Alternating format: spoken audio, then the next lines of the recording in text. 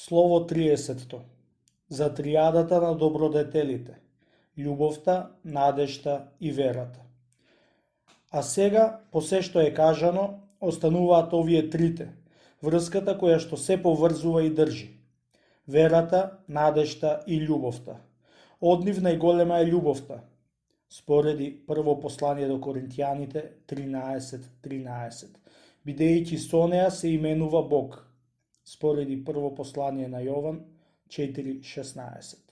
По моje мислење, верата е зрак, надежта светлина, а љубовта сончевиот круг. Но тие сите сочинуваат еден блесок и еден сјај. Верата се може да направи, се може да твори. Надежта, милоста Божја ја оградува и ја прави непосрамлива, а љубовта никогаш не паѓа, не заостанува и не му дава спокој на оној што е занесен од блажениот восхит. Кој сака да зборува за љубовта Божја, се одважува да говори за Бога, а да се расправа за Бога лизгаво и опасно е за луѓе кои што многу не внимаваат. Вистината на љубовта позната им е на ангелите, па и ним според дејството на просветлувањето. Бог е љубов, спореди прво Јованово послание 4:16. А кој сака да со зборови да објасни што е Бог, постапува како слепец кој што седнал на брегот на океанот и сака да измери колку песок има на неговото дно. Според својата природа, љубовта е вподобување на Бога, во мера што им е достапна на смртниците. Според дејството, таа е извор на верата, бездна на долготрпението, море на смирението.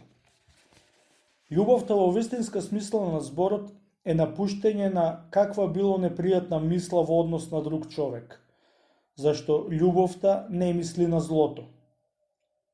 Спореди прво послание до Коринтијаните 13:5. Љубовта, бестрастието и боговосинувањето се разликуваат меѓусебно единствено според називот. Светлината, огнот и пламенот се стекнуваат со едно дејство. Така треба да се замислуваат и тие три добродетели. Сразмерно со исчезнувањето на љубовта, во нас се јавува страв. Зашто човекот во кого нема страв, или е полн со љубов, или е веќе душевно мртов. Не е ни најмалку неприлично да се споредуваат копнежот и стравот, ревноста и предаденоста, служењето и љубовта кон Бога со она што кај луѓето обично може да се види. Блажен е значи човекот кој што го љуби Бога како што занесениот љубовник ја љуби својата сакана. Блажен е човекот кој што се бои од Бога како што осудениците се плашат од судијата.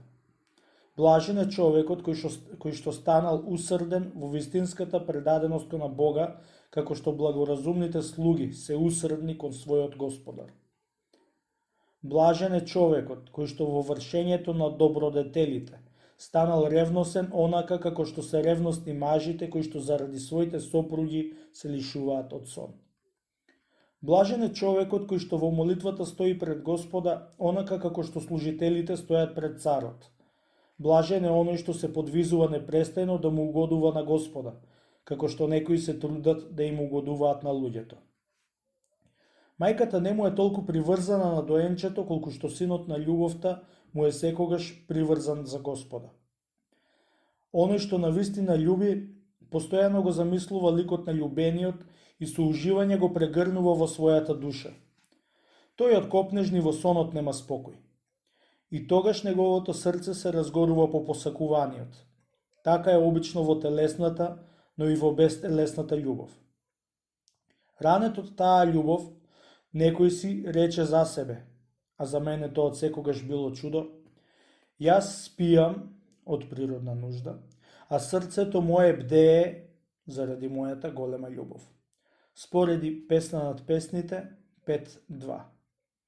Да знаеш, о душо исполнета со вера, како кога еленот ќе ги истреби змиите, така душата зафатена од огнот на љубовта како од отров жедне и гине за Господа.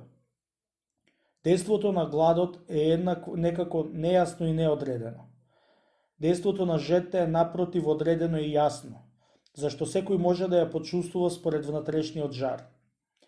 Затоа и вели богокопнежливиот поет: Жедна е душата моја по Бога крепкиот, живиот. Спореди Псалм 41, 3. Присуството на љубениот човек видливо не менува и не прави ведри, радосни и весели. Каква ли промена нема да предизвика пак присуството на Господ Христос, кога невидливо ќе и дојде во посета на чистата душа? Кога стравот Божји ќе се почувствува во длабочината на душата, обично ја истерува и проголтува нечистотијата.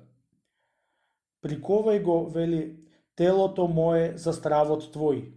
Спореди Псалм 118, стих 120. И светата љубов ги проголтува некои души, според оној кој рече: ми го проголта срцето, ми го проголта. Спореди Песна над песните 4.9.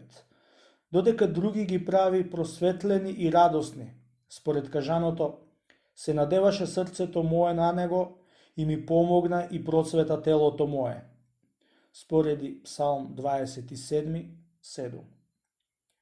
Кога срцето на човекот е весело и лицето му блеска, кога сиот човек е пронижен од љубовта Божја и надворешно на неговото тело, како на некое огледало, се забележува блесокот на неговата душа. Така се прослави Мојсей, боговидецот.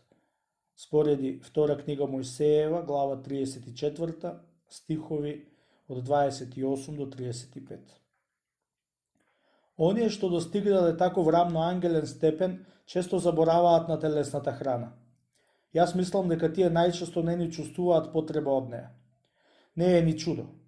Дури и луѓето кои што ги мачи телесен копнеш често одбиваат да јадат. Сметам дека ни телото на овие смртници повеќе да е подложно да болести, наспроти сите природни закони. Бидејќи нивното тело исчистено и на известен начин, со дејството на пламенот на чистотата која што во нив го пресекол пламенот на страстите, станало нераспадливо. Мислам дури дека и тоа што го јадат без каква и да е наслада. Зашто, како што подземната вода го напојува коренот на билката, така и небесниот оган ја храни душата на овие свети луѓе. Со зголемувањето на стравот Божји, во човекот се јавува и љубовта. Врвот на чистотата е основен услов на знаењето за Бога. Самиот Бог на таинствен начин го воведува во своите вистини оној кој што своите чувства совршено ги соединил со него. Бидејќи, додека не дојде до соединување на сите наши чувства со Бога, тешко може да се зборува за него.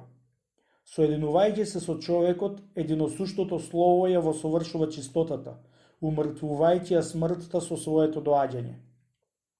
А кога смртта ќе биде умртвена, ученикот на вистинската теологија бива просветлен од Бога. Зборот Господов, зборот кој доаѓа од Господа, чистиот збор негов, пребива вовек. Кој да го познал Бога, говори за негово предпоставки. Чистотата пак својот ученик го прави теолог, кој што со самиот себе си ги објавува догмите на Пресвета Троица. Кој го љуби Господа, најпрво својот брат го возљубил. Кој го љуби ближниот, никогаш не поднесува луѓе што се занимаваат со озборување. И повеќе бега од нив како од оган. Кој вели дека го љуби Господа, а на братот свој се лути, личи на човек што сонува дека трча. Моќта на љубовта е во надежта. Со надеж очекуваме награда за љубовта. Надежта е збогатување со невидливо богатство.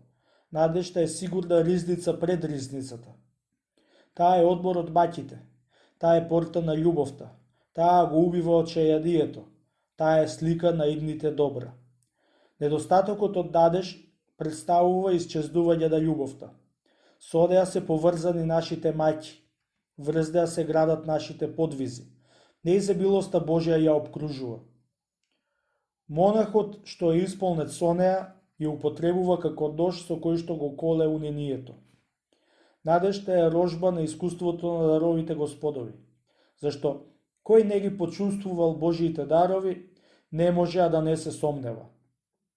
Надежта го победува гневот, таа не посрамува. Спореди послание до Римјаните 5.5. А гневниот човек е непристоен. Љубовта е дарител на пророштва. Љубовта е извор на чуда. Љубовта е бездна на просветлување. Љубовта е извор на благодатен оган. Колку повеќе пламти, толку повеќе ја распалува жетта на жедниот. Љубовта е живот на ангелите. Љубовта е вечно напредување. Објави ни, о најубава добродетел, каде ги пасиш овците своји, каде пладнуваш?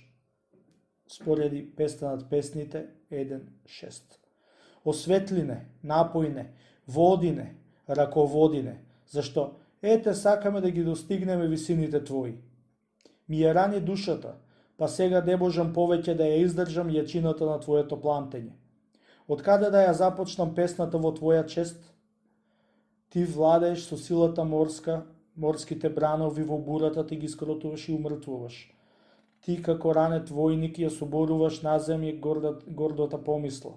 Со мишката на силата своја си ги разбила непријателите Твои и Твоите љубители ги правиш непобедливи. Спореди Псалм 88, стихови 10 и 11. Горам од желба да дознам како те видел Јаков утврдена на врвот од лествицата. Спореди прва книга Мојсеева 28.12. Како значи изгледал тој пат на висината, кажи ми те молам. Какви се начинот и смислата на редењето на скалите, на оние столбови што си ги постави во срцето свое љубителот Твој. Спореди Песна над песните 83.6. Колку се сакам да знам и колку време е потребно за сите да се поминат. Оној што те видел и се борил со тебе, не извести само за ангелите што водат по лествицата.